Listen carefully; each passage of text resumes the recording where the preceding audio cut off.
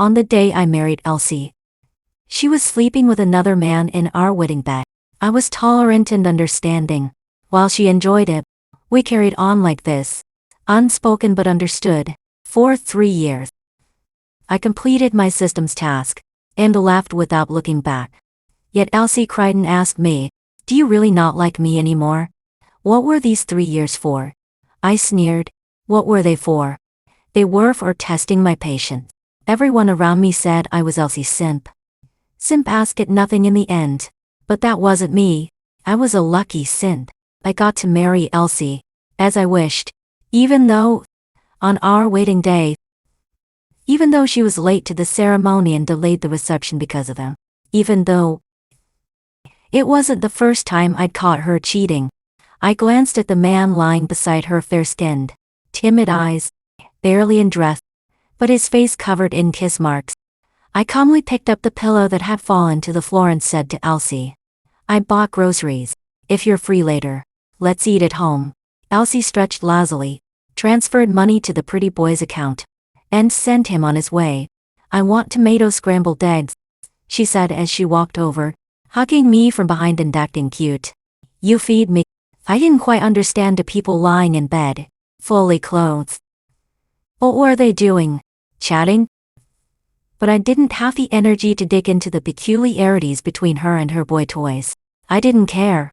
It wasn't that I loved her so much that I could tolerate sharing her with other men. That would be foolish. I just felt that whatever Elsie did had nothing to do with me. To me. At the dinner table, Elsie said, "Dave's sick. I'm planning to visit him. I won't be able to celebrate your birthday this weekend." Dave was her childhood neighbor. They were like childhood sweethearts. The men Elsie brought home were just fleeting attraction. But she was serious about Dave. He'd been frail and sickly since childhood, often bedridden for days, and Elsie would sit by his side, claiming she was his big sister and had to protect him. But as they grew up, Elsie wouldn't let Dave call her Elsie's sister anymore, laughing and saying it made her sound old. Dave would chuckle too, patting her head and calling her little Elsie. When they were together, it made people think I wasn't the right choice for her husband. Dave was. "Will you be back tonight?" I asked. Elsie hesitated for a moment, then shook her head. "I'm not sure I'll make it." I said. "Well, be safe on the road." Elsie frowned slightly. "That generous?" It was the first time I saw her show a little emotion. She usually acted like everything was in her grasp, floating through life with ease. But this time, she was unexpectedly irritated, dissatisfied with my response. I prided myself on being a perfect husband, loving and forgiving her with all my heart. But I had my own agenda. I was willing to be her simp because I was bound by a system if I didn't simp for her. I'd got 3 years. I had to endure her for 3 years to complete the system's task. And then I'd be free. And today was the last day of the 3rd year. Looking at Elsie's slightly angry face, I thought, "I'm almost free," and couldn't help but laugh. I quickly replied, "Isn't it good to be generous? Don't you like it? If you think I'm not doing enough, I can be more generous." "How generous?" "Divorce. To give you and Dave my blessing, is that enough?" Elsie slapped the spoon I handed her out of my hand and suddenly snapped. "Clark, what's wrong with you?" I was taken aback. I quietly picked up the spoon. "Are you in a bad mood today? Did something happen?" Elsie gave me a suspicious look. "Clark, they're upset with me." "You can say so. If it's because I can't spend your birthday with you this weekend, I can throw you a separate party next week. But this sudden attitude, it's really no fun." "My attitude?" "What attitude?" For over 2 years, Elsie had never gotten angry with me. She was pleased with my tolerance. But today, she seemed like she'd taken some wrong medicine. I was already being as tolerant as possible. What more did she want? But I had to endure. Only 1 day left. I couldn't let all my effort over the past 2 years go to waste because of something small.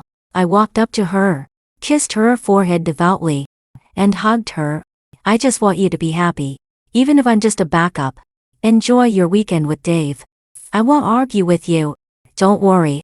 But Elsie still wasn't appeased. She pushed me away and sneered. "It's been 2 years, Clark. You're still the same. Never improving." Elsie slammed the door on her way out. I was relieved. And next day was my birthday. Elsie was probably still in Dave's place. 3 full years. The system notified me that my task was complete. I was free now and even got some reward. Ever since we got married, Elsie had never spent my birthday with me. The first birthday, she claimed to be too busy with work, rejecting my invitation. At the time, I still held out hope maybe she really was busy. I decided, after all, we're married. So I went to her office to see her. As soon as her office door opened, I saw her assistant pinning her down, and she was disheveled. On her second birthday, she said she was too tired and wanted to go out and relax.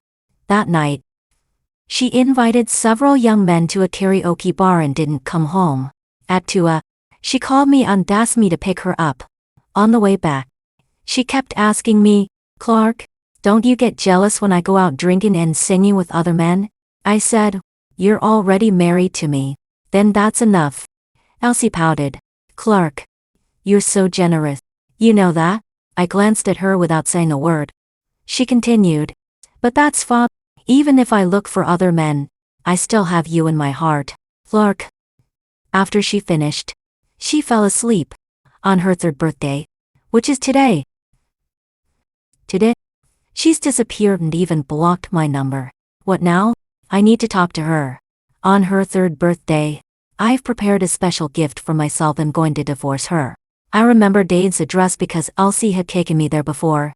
I think it was when Dave had a fever. She said she wanted to stay with him and took me along. I didn't want to go, but I couldn't refuse her. Dave wasn't too fond of me. I tried to show generosity by asking about his health, but he wasn't interested. Since that was the case, I didn't feel like wasting my time on him either. I went to the balcony to smoke. After a while, Elsie came out and questioned me. "Why are you slacking off here? Dave has a fever. Can't you be a little considerate and help him? If nothing else, at least get him some water." I thought to myself, he's your man. Why should I take care of him? But I only dared to complain in my mind. I put out my cigarette and smiled at her. "Got it. I'll go right away." Elsie frowned at first, then glared at me. "You don't take care of him, I'll make you pay for it." I cooked porridge for Dave, wiped his body, and did the household chores until late at night. Elsie had already gone to bed in the next room. I brought a basin of water to Dave. "Here, wipe yourself." Dave, annoyed, knocked over the basin, spilling water all over the bed. "Clark, why are you so eager? You live such a pathetic life. A mere third party, and he dares to insult me. But as I've said before, I only care about survival. Nothing else matters." I shrugged. "Jealous that I'm willing to work hard?" Dave said nothing. He stared out the window into the pitch-black night. I don't know what he was looking at. Suddenly, Dave got out of bed, looking nothing like a sick person, and said, "I've never seen someone use this strategy to fight for a woman. You think that by being hardworking, tolerant, and understanding, Elsie will fall in love with you? Stop daydreaming." I sighed, picked up the basin, and said, "Buddy, I don't have time to compete with you. If you like her, you can wait 3 years. In 3 years, I'll divorce her." Dave wanted to say more, but Elsie was woken up by the sound of the basin hitting the floor. She came over, and without a word, "Clark, are you childish? How can you bully a sick person like this?" Dave smiled smugly and pulled Elsie's arm. "Elsie, don't be like this. Clark didn't do it on purpose. It's partly my fault for not being careful." It was the first time I realized what a manipulative guy really looks like. I dragged the wet bed sheets out and mopped up the floor. "It's my mistake. It won't happen again." But Elsie wasn't satisfied. She grabbed me by the collar and dragged me into her room, crossing her arms and glaring at me. "I brought you here to take care of Dave. And you're upset with me, aren't you?" No, you're overthinking it. Clark, you're unbelievable." That night, Elsie kicked me out. It was raining outside, and my phone and car keys were still in Dave's house. It was the middle of the night, and I couldn't get a taxi. I had no choice but to sit outside the door all night. The next morning, she kicked me a few times in disgust, saying I was filthy and that I couldn't ride with her. She threw my phone at me and told me to take a taxi home. After being rained on all night, I caught a cold and fever and was in a daze. I couldn't even hear what Elsie was saying. I grabbed my phone and stumbled away. When I got home, I took a hot shower, went to the hospital for an injection, and got some medicine. When Elsie came home that night, she only said coldly, "Once you're better, hurry up and cook. What's the point of you otherwise?" All these memories flooded my mind, and before I knew it, I had arrived at Dave's house. I rang the doorbell, but no one answered. I rang again, and the door opened. Elsie appeared in front of me. "Clark? What are you doing here?" "I'm here to get a divorce," I said with a slight smile. "Are you messing around again?" "I don't have time to play house with you," Elsie said as she tried to close the door. I blocked it with my foot and calmly said, "I'm not messing around. Just sign the papers. It'll only take a few minutes." Elsie didn't seem interested in talking to me. And just then, Dave showed up. "Elsie, who was at the door?" Dave asked as he walked over. When he saw me, his face turned pale. He must have been afraid I came to take Elsie away. "This guy. I'm here to give him a helping hand." "Clark? You came for?" Dave rubbed his temples, revealing his irritation and unease. "Do you need something?" "Elsie's going to stay with me for a few days." Toothy grin. "Hey there, old friend. I'm here to keep my promise." "What?" Dave was utterly confused. "Did you forget? I told you before if you like. I'll divorce after 3 years. So I brought the divorce papers, if you were in a hurry. If you'd even go get the marriage certificate today." "What are you even talking about? You're not making any sense." Elsie pushed me away. "Clark, you've made me very satisfied for the past 3 years. So why have you suddenly become so ridiculous these last few days? Can't you just go back to the way you were before?" "Like before?" "Elsie, are you joking? You mean, like before, when you treated me like a dog?" I sneered. "Talking to you is a waste of time." Elsie snatched the divorce papers from my hand. "You want a divorce, right? Fine.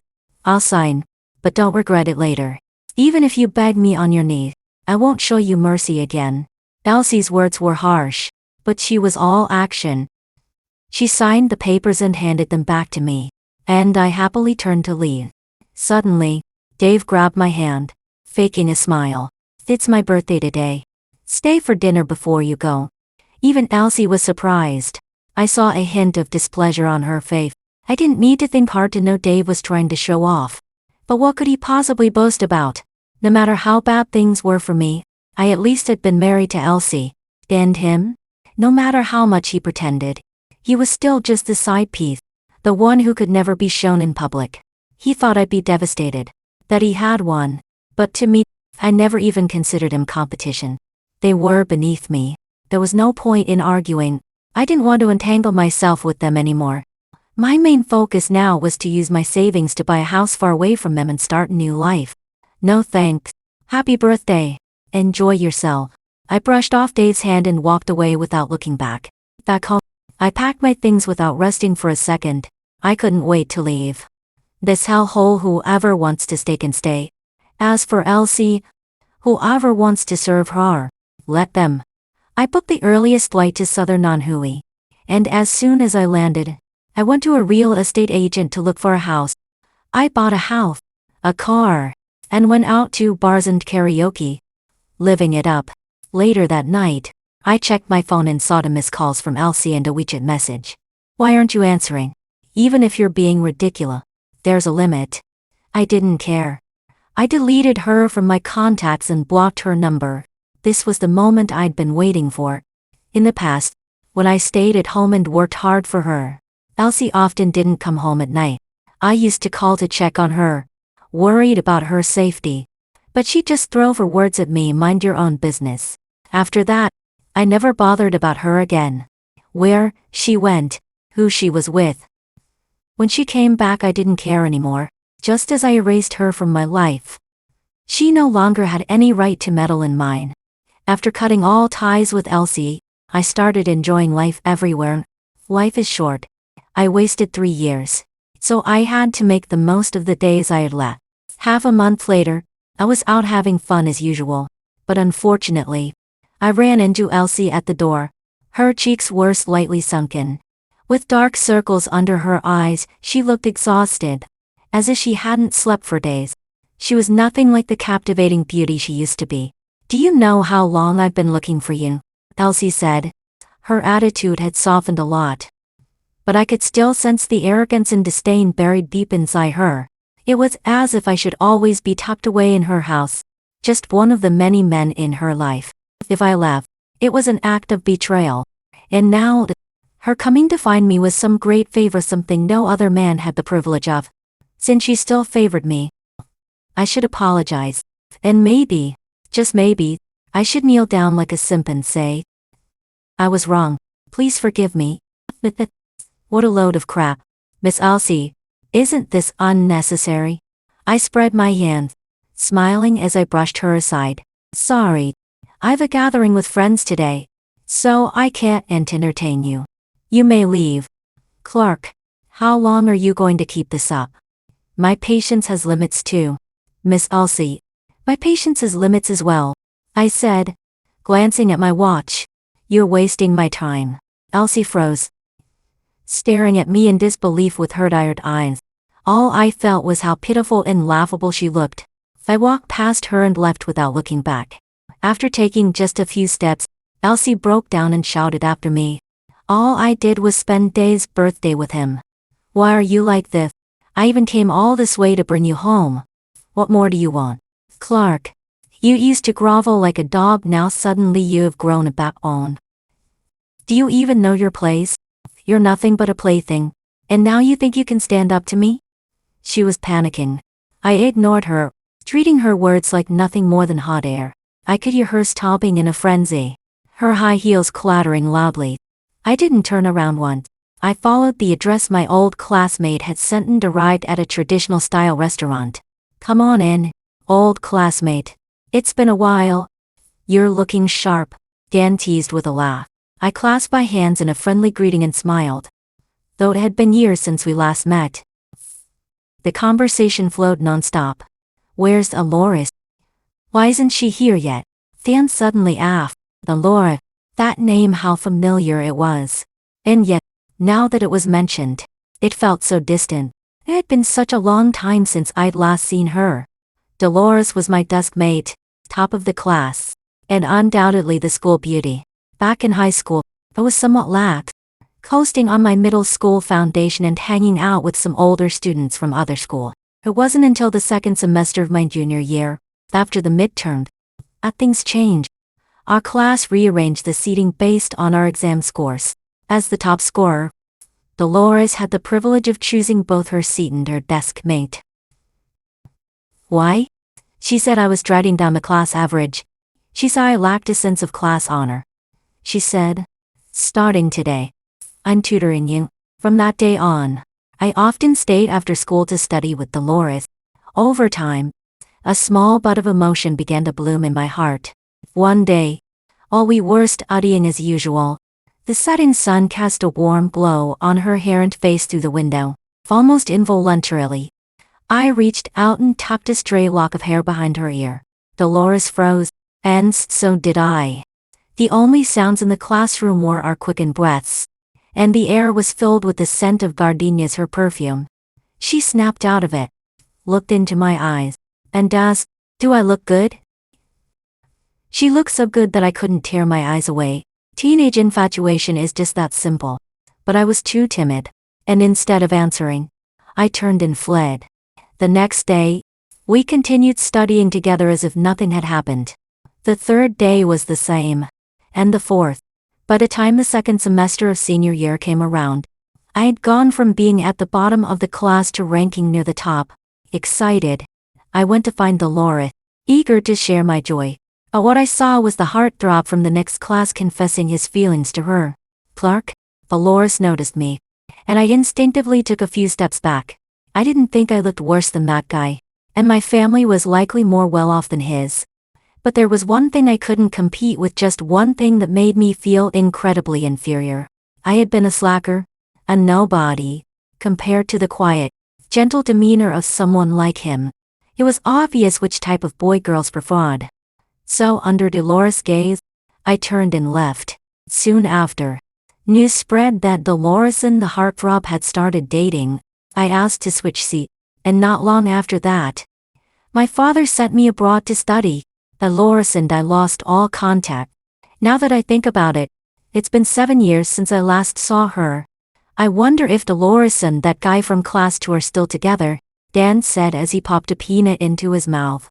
PFF, it's been 7 years. Things change. Another classmate waved his hand and downed a glass of wine. I forced a smile, clinking my glass with his in silent agreement. At that moment, the door to our private room swung open, and a sweet, clear voice rang out. Sorry I'm late, everyone. It was Dolores. The whole room turned to look at her, but I didn't dare to. Hey, Clark. The campus beauty is here. Dan laughed. Come up. Let her sit next to her old desk mate. With that, he vacated the seat beside me. Dolores gracefully took the seat, giving me a smile. Clark, long time no see.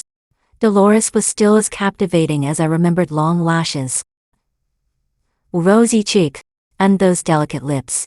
I had so much I wanted to say to her, but all that came out was, long time no see. Midway through dinner, Dan suddenly asked if I was married. I glanced at Dolores and hesitated, unable to give a clear answer. Dan pressed on, asking if I was hiding a wife from them, and I awkwardly waved my hands, still unsure how to respond. Just then, the door opened again, and to my surprise, it was Elsie. Who's this? Dan scratched his head. I don't recognize her. Miss, did you come to the wrong room?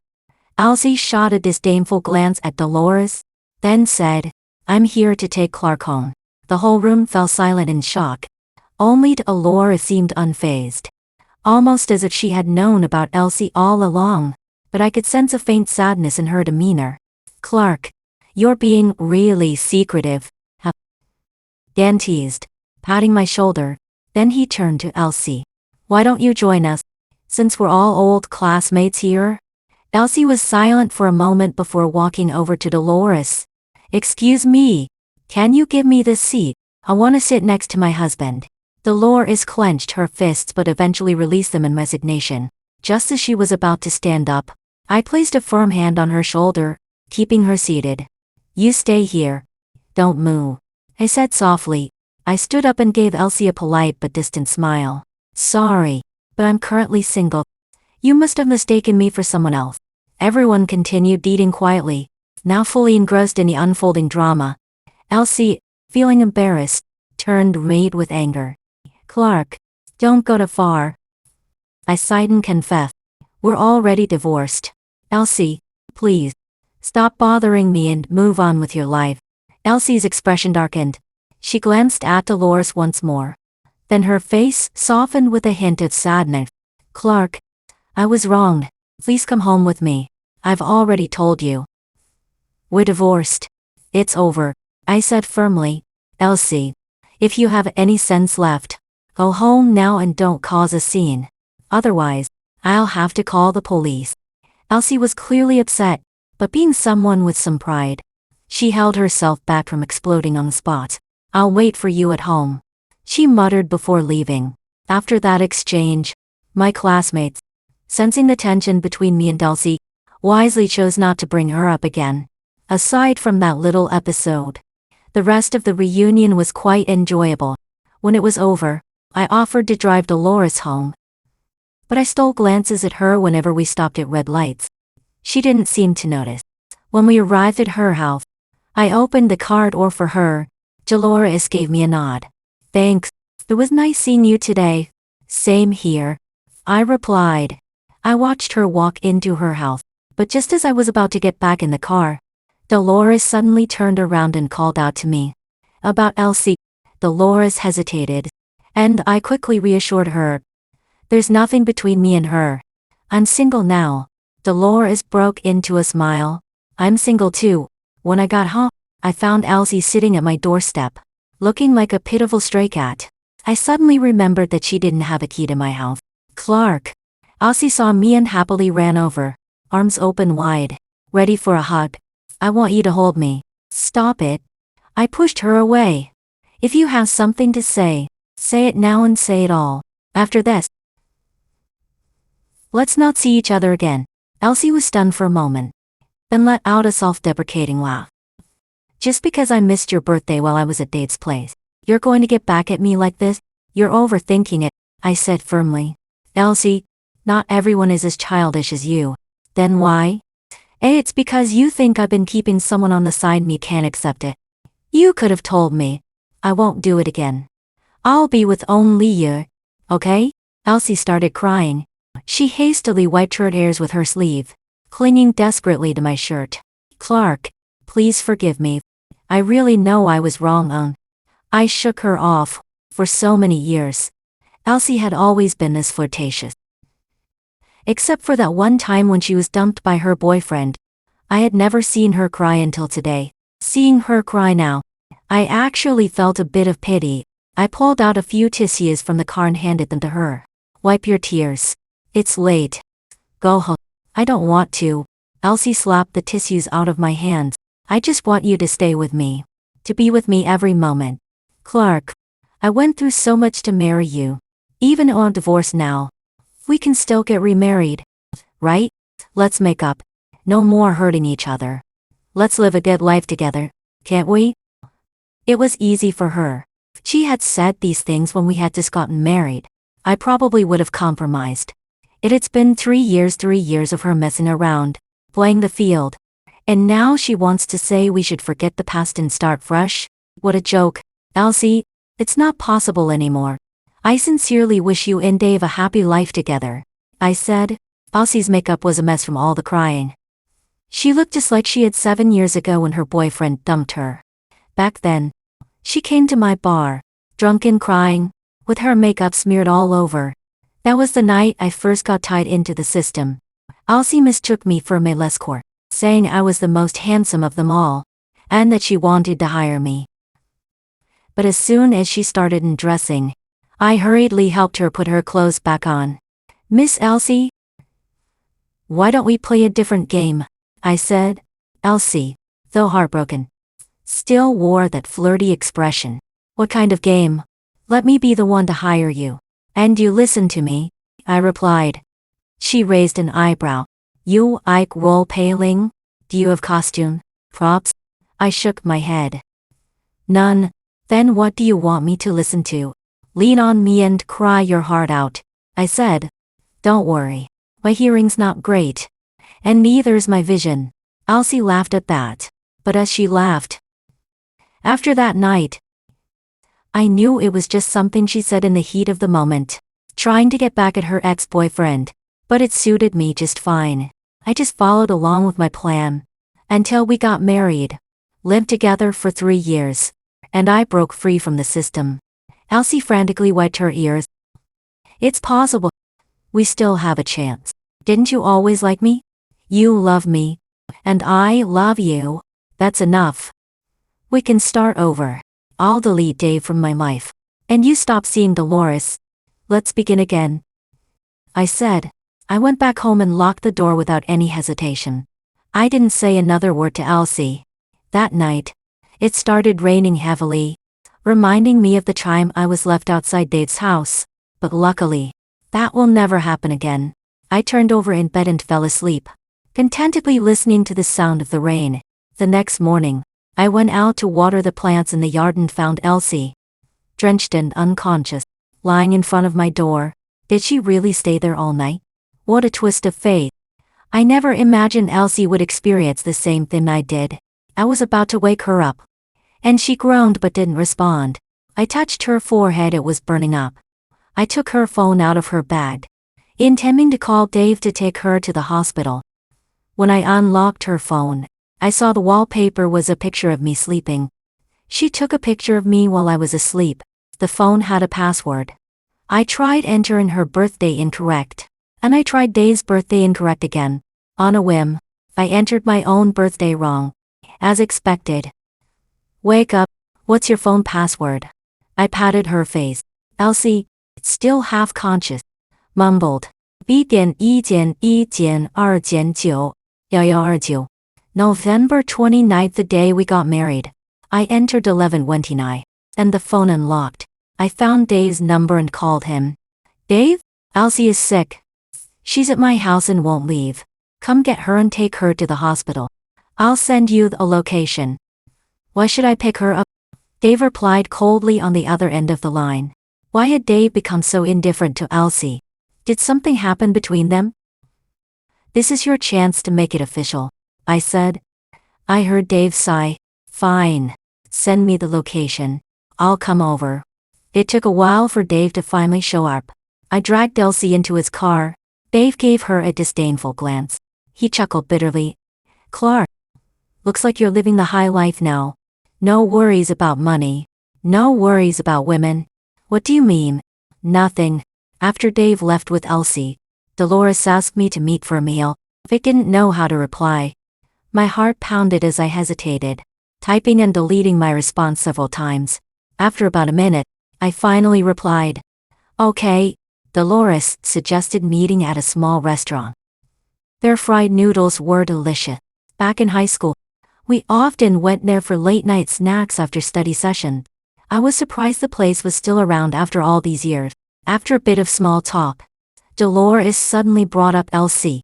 Did you divorce Miss Elsie out of spite? Why do you ask? I asked, puzzled. Dolores's eyes dimmed.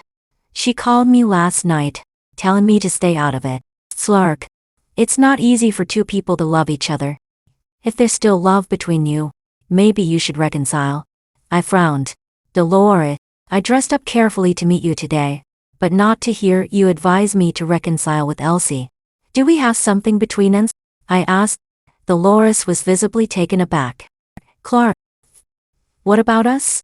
I repeated. We've Dolores looked down. Are fated but not meant to be. That's not true. I rejected her conclusion. I don't like Elsie, and you said you're single. Dolores, can we give this a try? I don't want to hear this unrealistic answer about being fated, but not meant to be. If you don't like me, you can leave now. But if you do have feelings for me, then... I swallowed hard, my dry throat making my voice sound raw. I bent down and gently kissed the ring finger on her hand. Then I will start pursuing you. And so, Dolores and I got together. I accompanied her to dinner, strolled the street, and watched movies. We did all the things couples do. 7 years had smoothed out our youthful naivety. But the more mature versions of us moved forward with unwavering determination toward one another. One evening, I took Dolores to the street food market, a place filled with memories of our high school days. After buying some snacks and heading back, I ran into Elsie. She stood before me, looking ill, with messy hair and dirty clothes. Wasn't Dave supposed to take her to the hospital? Where was Dave? Wasn't he with her? Are you with Dolores now? Elsie asked. Yeah. I answered honestly. Then what about me? What am I? Elsie, stop holding on to the past. There's nothing between us anymore, I said coldly. You always treated me like your plaything. And I never had any feelings for you. Let it go. Stop humiliating yourself. Elsie suddenly choked up. You really don't like me anymore. Then what were the past 3 years? What were they? A joke. A huge joke. You still have a fever. Let him take you home and get some rest, I suggested. Dave? Elsie suddenly laughed. You left me. And Dave left me too. I'm just trash that no one wants. I frowned. I'll call Uncle D to come get you. I don't want that. Elsie glanced at Dolores standing beside me. You're really impressive. I schemed for so long, but you still won. Elsie staggered a few steps toward me. Clark, I regret it. She clutched the necklace I once gave her and slowly approached me. Clark, did you ever love me? I took Dolores' hand. Sorry. Never. Elsie murmured to herself. It's true. I pushed you away myself. It's my fault. At that moment, Elsie seemed like a broken bird, desperately in need of someone to protect her. But that person shouldn't be me. Clark, can I hug you? She pleaded. Just for a second. Just 1 second. Out of reflex, I wrapped my arm around Dolores' waist. Sorry. I have a girlfriend. Elsie wasn't surprised. She nodded sadly and stumbled away. After that, I never saw Elsie again, nor did I hear any news about her. But one day, while I was socializing with some other company executive, I overheard some gossip. It was said that the Dew Corporation went bankrupt and was bought out. As for Dew Corporation's former CEO, no one knew where she was. Some said she ran off with a gigolo. Others said she drank herself into a cancer diagnosis and was receiving treatment in a hospital. There were even rumors she sold her house, took the money, and moved to the countryside to start a small business. In any case, there were many different stories. I just chuckled. Elsie's fate was indeed tragic. And if she ever came to me for help, I might offer some assistance. But then again, it's probably for the best if we never meet again. It saves me the trouble. In the third year of my relationship with Dolores, she often lay in my arms, teasingly asking, "Are you sure you never liked Elsie?" I shook my head. Never. This time, she asked me another question. "Then why did you marry her?" "That's a long story," I said, gently stroking Dolores' forehead. "Do you want to hear it?" Dolores nodded. And so, one afternoon, we lay on the hammock on our balcony, bathed in sunlight, talking about some strange things that happened with the system. We chatted for a long time, until the sun began to set, casting a golden glow on Dolores' hair and her sparkling eyes. She said, "Clark, let's have a child." Bonus scene: Elsie's perspective at a bar. I spotted an incredibly handsome gigolo. He was different from the others, polite, with refined manners. I immediately told him I wanted to hire him. He smiled slightly and didn't refuse. But when we got to the room and I started undressing, he stopped me. He helped me put my clothes back on and told me, "If you want to cry, just cry." He was really different from the others. He saw right through me and knew I was heartbroken. I cried in his arms for a long time. I hadn't planned to cry. After all, it was just a man. There are plenty of men out there. But his embrace was too warm, and I couldn't hold back. I asked him to be my boyfriend, even though I didn't even know his name. Strangely, despite us being strangers, he agreed to date me. After spending the day with him, I finally learned his name, Clark. He was so kind to me, almost too kind to be real. I wanted to be kind to him too, but it was just a thought. I never really thought about a future with him. Every time he held me and imagined our married life together, I felt a bit of repulsion. I admit that when I first suggested dating, it was impulsive, but given his good looks, I think anyone would understand that, right? As Clark's affection for me grew, I started to feel uneasy, afraid that one day he'd propose on a whim. So I gradually distanced myself from him. I returned to my old lifestyle, reckless, indulgent, seeking pleasure with different men. Every day, I thought that would make him back off quietly, but to my surprise, he all rated everything about me, including my fickleness and infidelity. I began to realize that being with him wasn't so bad. The excitement of those flings outside was fleeting, but coming home to Clark's love, that was something truly wonderful. I found that I wasn't repelled by him anymore. In fact, even if he proposed marriage, I would have said yes. The most surprising thing was, he actually did propose.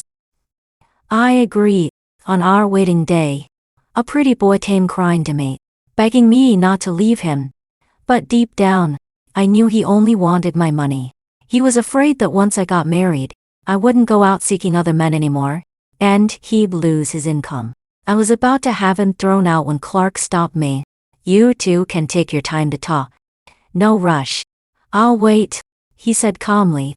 It was as if it didn't matter to him whether I was with someone else. But I didn't need that kind of tolerance. Why couldn't he show a little jealousy for me? The more I thought about it, the angrier I became.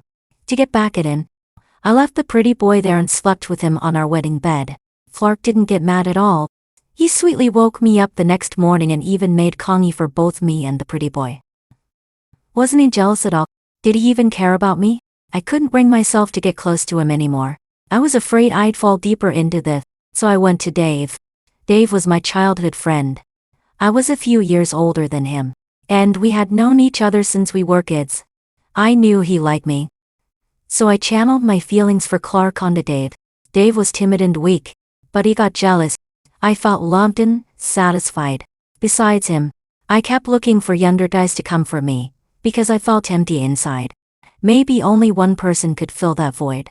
But unfortunately, that person didn't care about me. The more time I spent with Dave, the less I felt like I needed Clark. Dave and Clark were actually quite similar.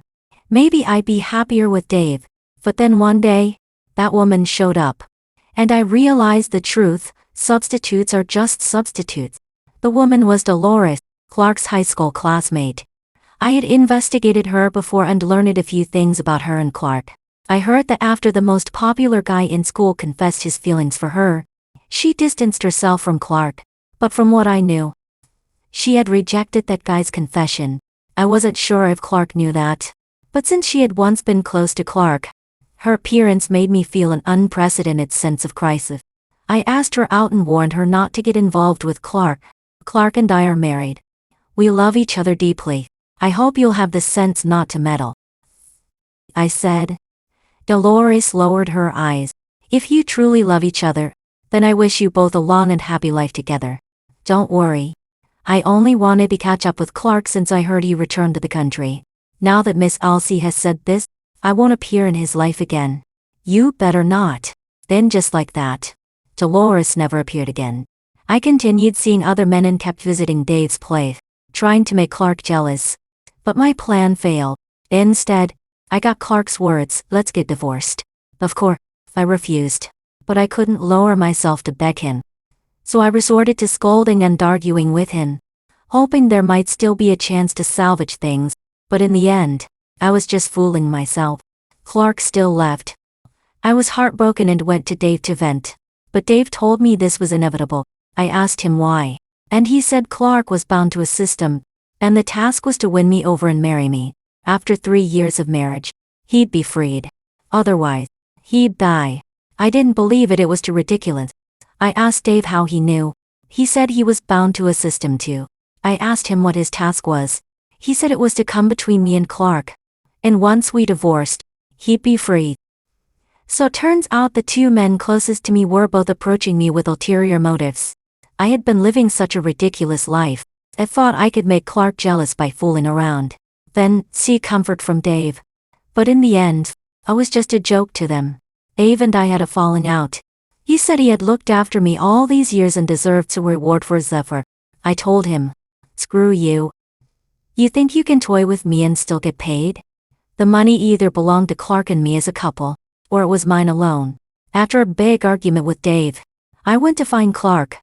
I interrupted his class reunion, even waited outside his apartment all night. I thought if I ruined myself enough, maybe he'd pity me, and we could reconcile. But that wasn't the case. Even when I had a high fever, all he did was call Dave to pick me up. He truly didn't care about me anymore. I watched as Clark and Dolores reconciled. Watched as their feelings for each other deepened. And there was nothing I could do. For the last time, I decided to take a gamble. I showed up disheveled and messy, trying to gain Clark's sympathy. I told him, "All I need is just one hug from you." But he didn't even fulfill that simple request. Holding Dolores by the waist, he told me he had a girlfriend. That's when I finally realized I had lost Clark forever.